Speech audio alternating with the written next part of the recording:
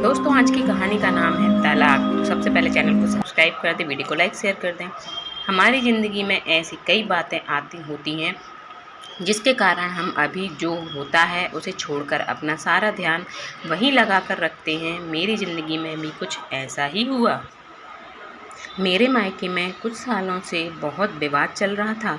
मैं नहीं चाहती थी कि इसकी भनक या इस झमेले में वो पड़े, इसलिए मैंने उनसे यह बात छुपाया और अपने तरीके से उसे हल करने में लगी रही। पर मुझे नहीं पता था कि यह सब इस तरह से मेरे ही जीवन में और ज़्यादा परेशानियां लेकर आ जाएगा। मैंने कई बातें थीं जो उनसे छिपा कर रखी थीं, इस कारण उन्हें क्या पता क्या क्या लगने लगा और वो ना जाने कब मन ही मन मुझसे अलग होने लगे। शादी के इतने सालों बाद हमें लगता है कि सब सही चल रहा है, लेकिन यह सब कैसे हो गया मुझे पता भी नहीं चला।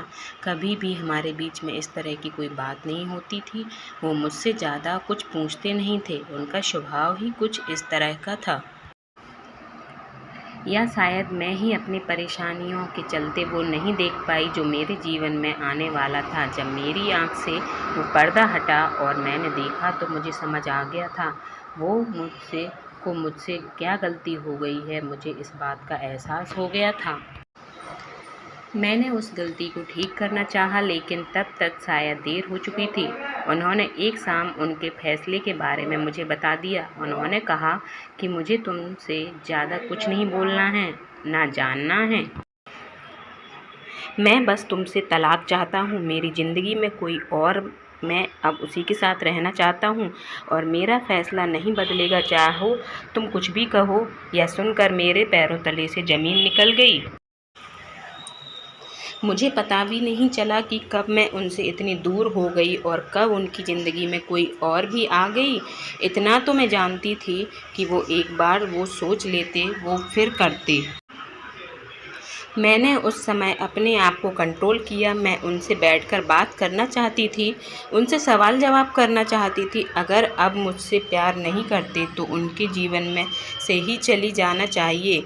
मुझे यही लग रहा था, क्योंकि उन्हें मुझे साफ साफ कह दिया। कभी मैं क्या विचार करती, कभी क्या। मुझे कुछ समझ नहीं आ रहा था कि आखिर मैं क्या करूं।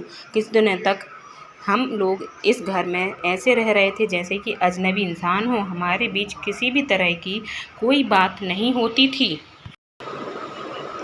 मैं अपने को और उन्हें कुछ समय देना चाहती थी। मुझे एक मन ऐसा कर रहा था कि वो अगर किसी और से प्यार करने लगे हैं तो मुझे उनके साथ नहीं रहना।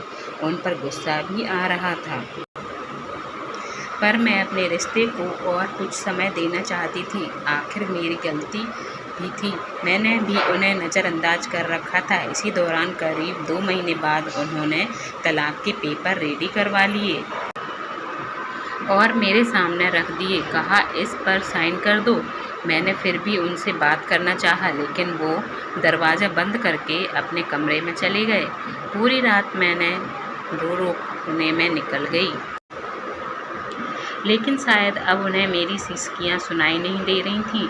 अगली शाम उन्होंने फिर कहा कि इस पर साइन कर दो, अब कोई फ़ायदा नहीं है, मेरा फ़ैसला नहीं बदलने वाला है।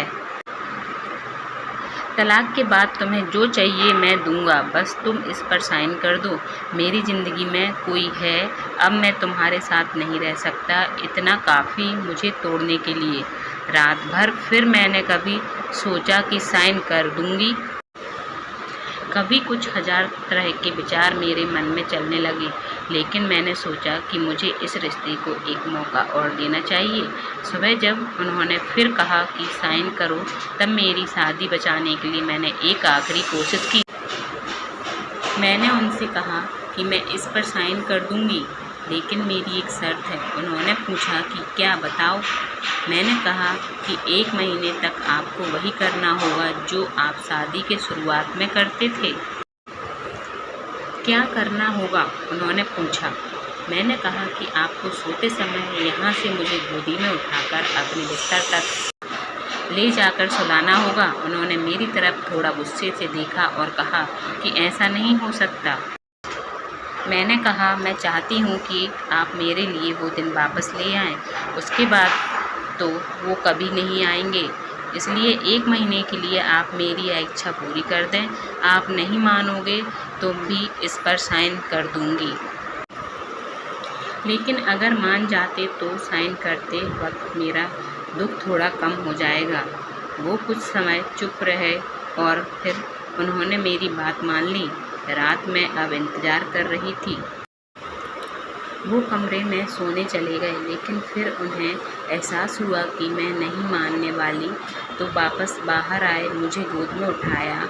मेरी तरफ बिना देखे मैंने अपने हाथ उनके गले में डाल दिए। उन्हें अब मेरी तरफ देखा। मैंने कहा, अरे पकड़ूंगी नहीं तो गिर जाऊंगी।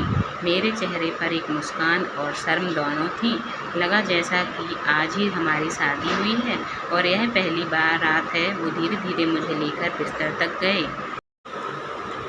बस फिर मैं रोज़ रात का इंतज़ार करने लगी कब वो आए और मुझे गोद में उठाए। पहले 3-4 दिन में उनके चेहरे पर भी थोड़ी मुस्कान तो आने लगी। नज़रें मिलाने से अभी भी डर रहे थे। शायद उन्हें डर था कि फिर से मेरे लिए प्यार न जाग जाए। करीब 15 दिन बाद उनका हृदय परिवर्तन होने लगा। मुझे उनकी आंखों में प्यार दिखाई देने लगा। वो भी अब मेरी आंखों में देखने लगे। रोज़ रात को यही होता था। हम दोनों के बीच में जो दूरी थी अब ख़त्म होने लगी। शायद उन्हें भी अब यह एहसास होने लगा था। यह सब मेरी ज़िंदगी के खूबसूरत पल थे। 1 महीना पूरा होने में ही था। मुझे पता था कि ऐसा करने के बाद हमारे सारे गिले शिकवत दूर हो जाएंगी, और वैसा ही हुआ। कब महीना पूरा हुआ मुझे पता था, लेकिन महीना होने के बाद भी अब सिलसिला शुरू है। वो मुझसे और मैं उनसे दूर नहीं हो पाए। सोया प्यार फिर जाग गया।